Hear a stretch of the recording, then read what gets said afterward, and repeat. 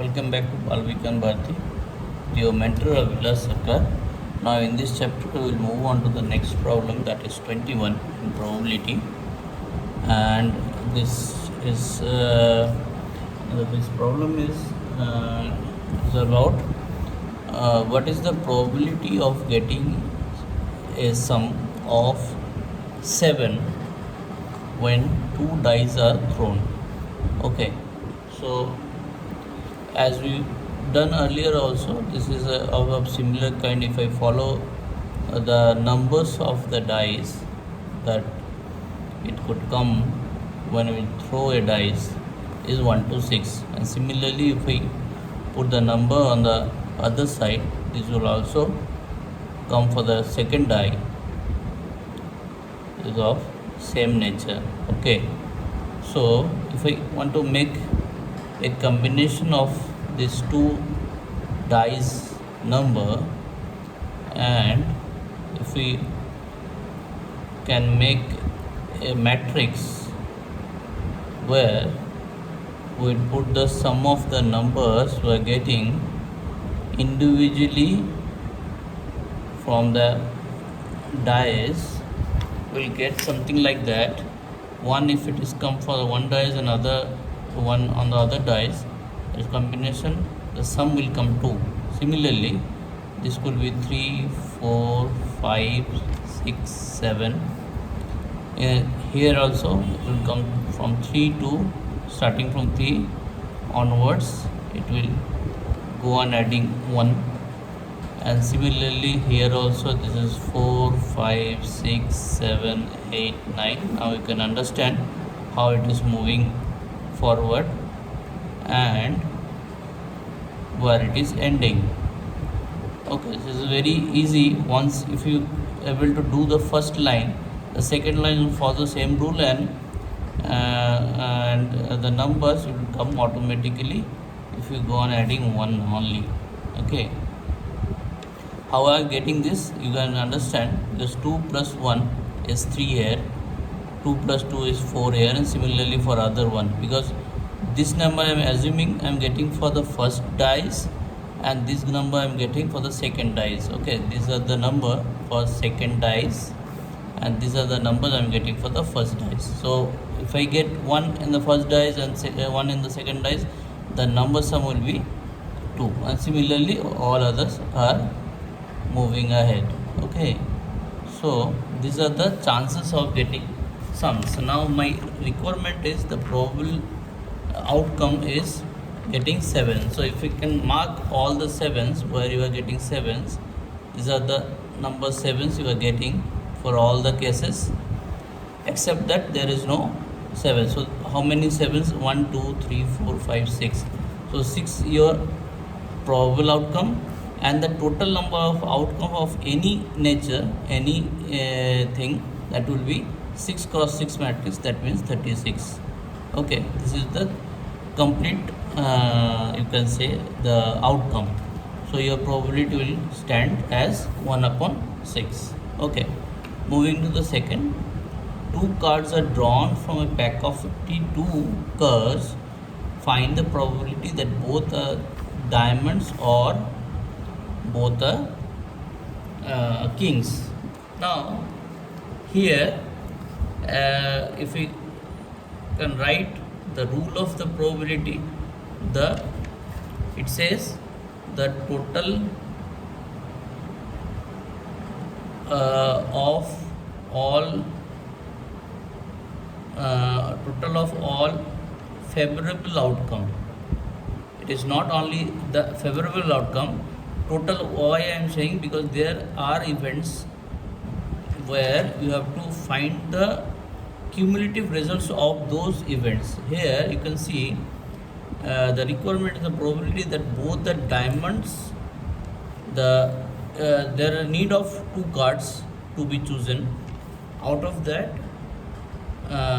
both can be of diamonds, or you see it, there is or both are kings. So that means you have to take the results of favorable outcome for both the diamonds and as well and both the kings. Now Here I have already explained earlier also, wherever two of this, you can say the two of these words are coming as or and.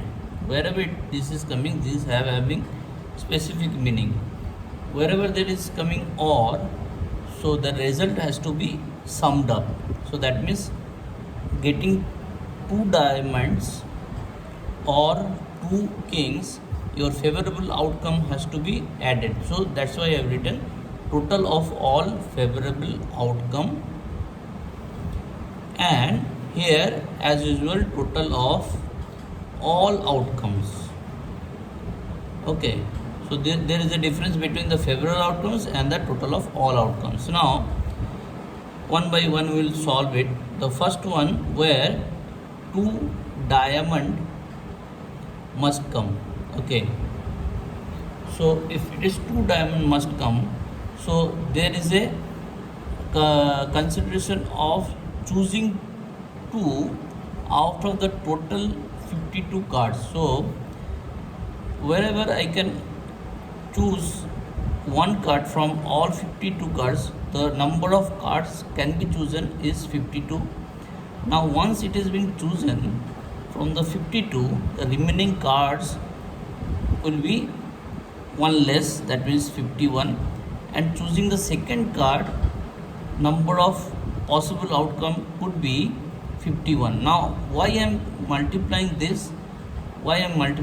Because 52 cards, the choosing of one card and the second card, both are the cumulative result of choosing. So when there and is coming, you cannot say that one card, choosing one card first and or the second card. It is a choosing of two cards, so that means choosing one card and the outcome plus and the choosing second card, that outcome has to be added because it is coming as add. So out of 52 cards, choosing two cards will give you the result of this one.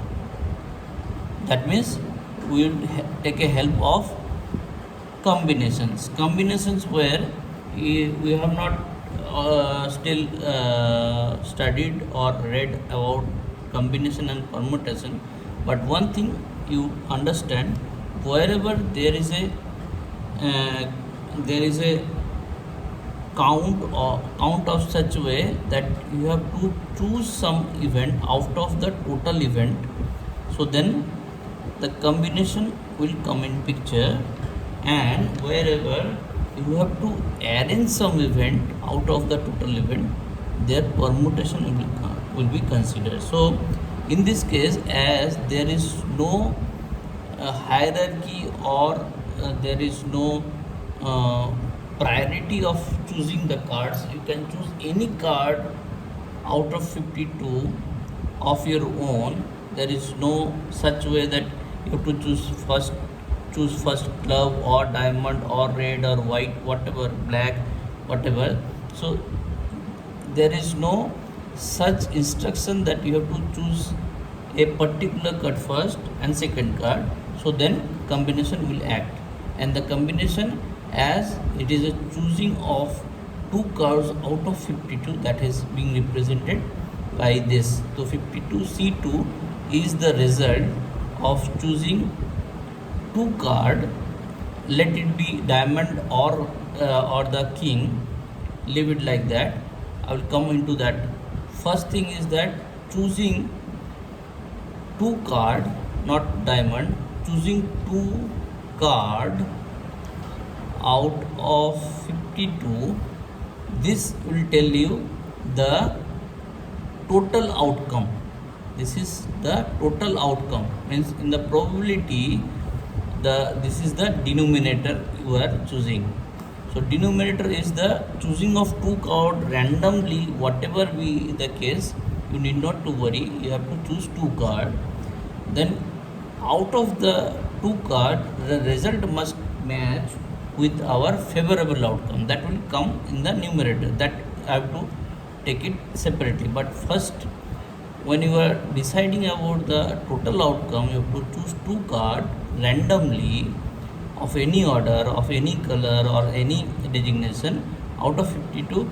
That has to be a matter of choosing two card out of 52, and that is being represented as 52C2. That means C stands for combination, 52C2.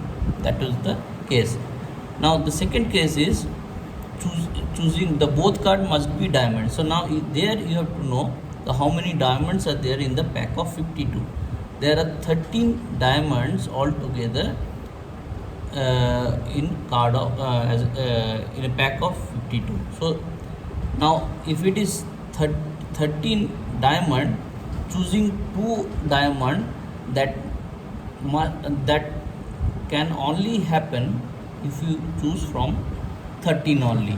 So you're choosing two diamond is same as choosing two diamond out of 13, because there are no card other than 13 where your demand will be fulfilled. Means if you choose two random cards, out of that probability of getting both diamond can only possible out of 13. So my scope of getting, or you can say the range of the card, has to be 13 only. So we can get two diamond only from 13. So my two diamond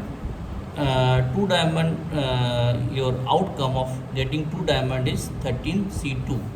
And the third events where you have to get king, so there are total 4 king of all dimensions, of different dimensions.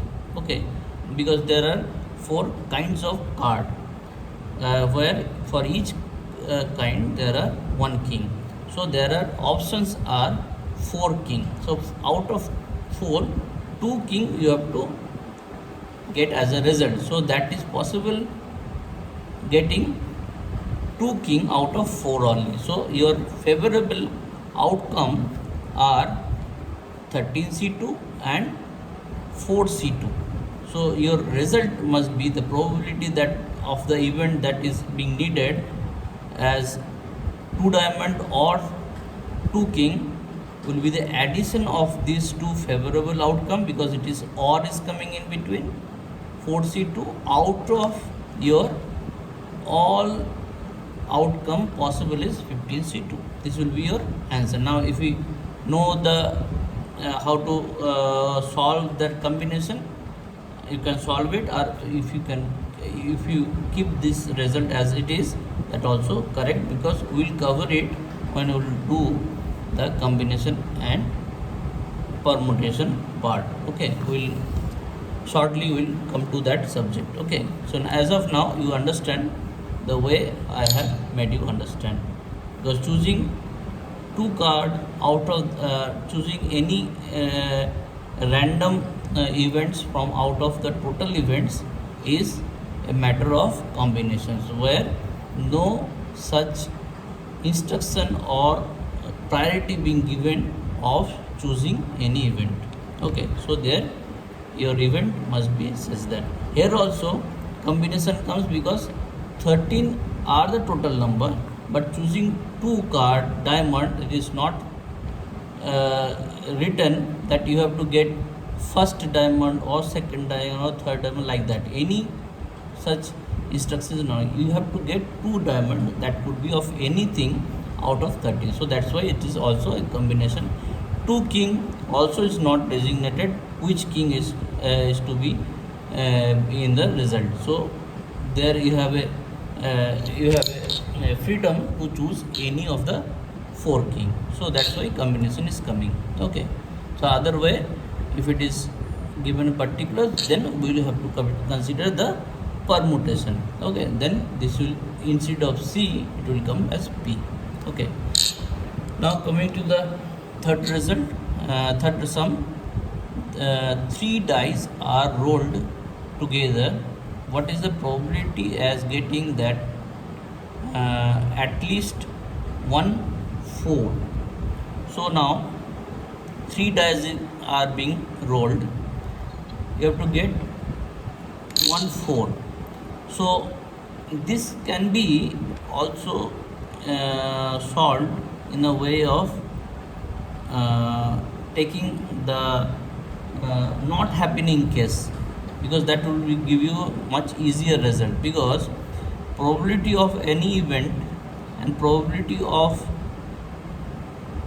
not happening that event, we know it is 1. So probability of getting 4 and probability of not getting 4 is also 1. So now when you toss a dice, getting 4 out of 6 chances only once. Okay, and we are tossing 3 dice, and what it says, what is the probability of getting at least 1 4. So at least 1 4 means you have to get either 1 4, 2 4 or all 4. That means 3 4, because you are tossing 3 dice. So these are the possibilities. Getting at least 1 4 means higher the result also accepted, but not getting 4 is a unique case.